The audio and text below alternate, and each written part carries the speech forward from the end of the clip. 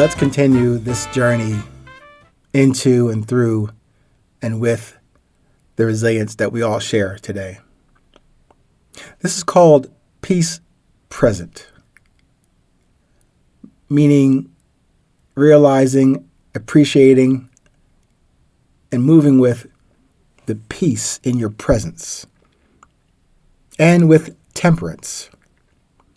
Because when I say that place, that solace, that heaven which exists within you, where else would you possibly find this thing I'm calling peace and presence? Would you find it in the future? No. That never comes. Sorry. Pardon me.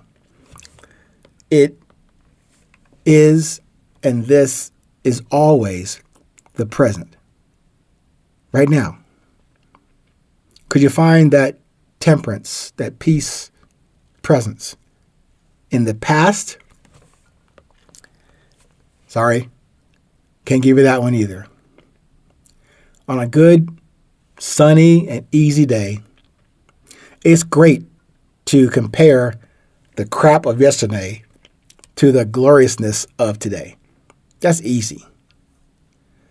But what happens when you compare the comparative shitty day you're experiencing now with those days of yore when you were on top of the world? That sounds pretty disappointing, doesn't it? So hell to the nah about finding peace from yesterday.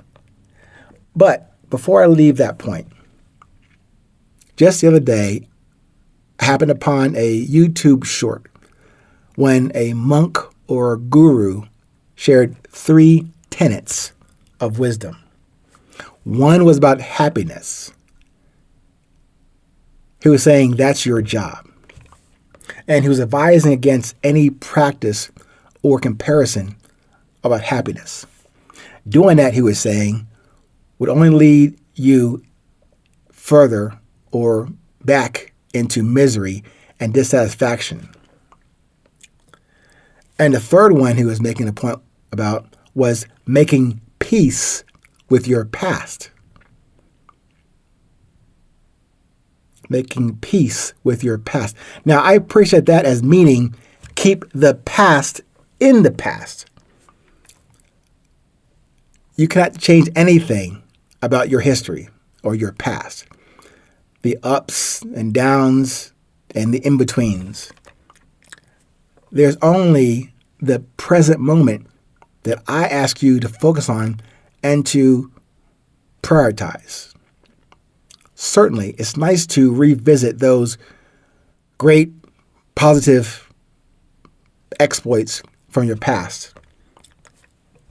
But it's not as pleasant, I'm sure you can agree, to revisit those not so great past moments, right? That trip, you don't want to take too many times. But those good, bad, and ugly times, all of them belong to the past. Leave them there. To me, and I think to this monk as well, that is the old death for you. However, what I have expressed to you from my readings of the Stoic philosophies, the memento mori statement, you can die new today.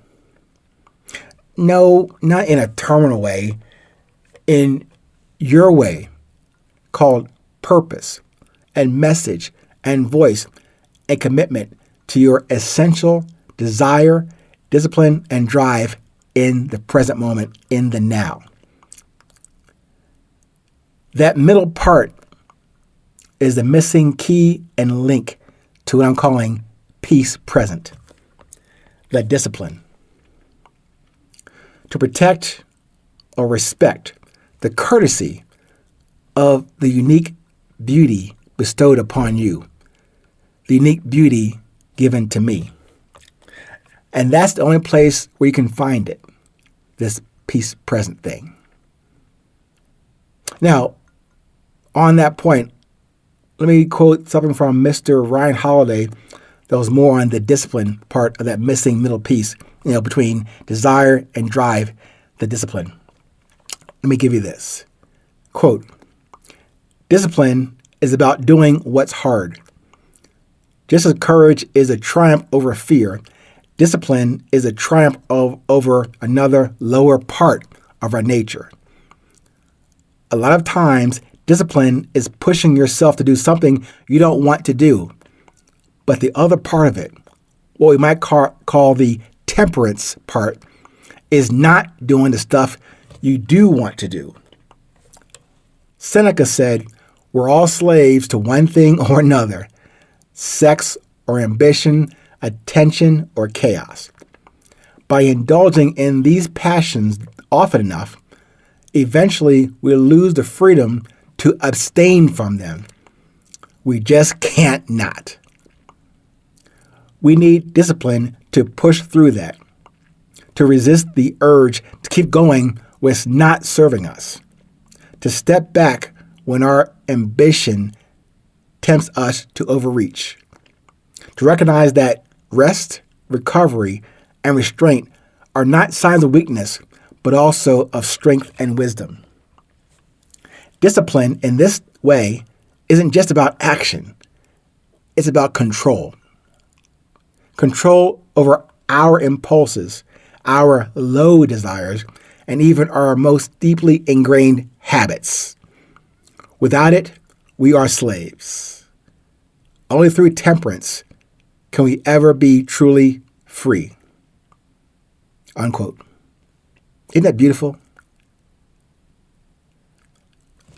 I have talked about and written down, recorded, put episodes together, and keep coming back to that key part about getting to that beauty, those 3 Ds, desire, discipline, and drive.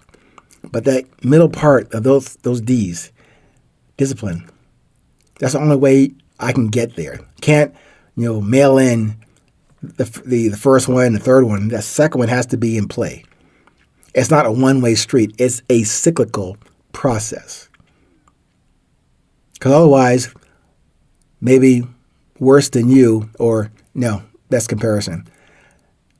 For me, I tend to get distracted and deviate from what I know I need to do. And then, like he said in that quote, I just can't not do that thing that's so easy to do. Although I know I got to stop doing that stuff. But having the ability to share this with you, reread it for myself, reappreciate it for myself, and now get to the point where I can start to enjoy it, to embrace it, to share it. To share with me your beauty in this present moment, and my beauty in this present moment, and not from or in the past. Let's put a pin on this one for today. Make it part 1. Come back to part 2 tomorrow.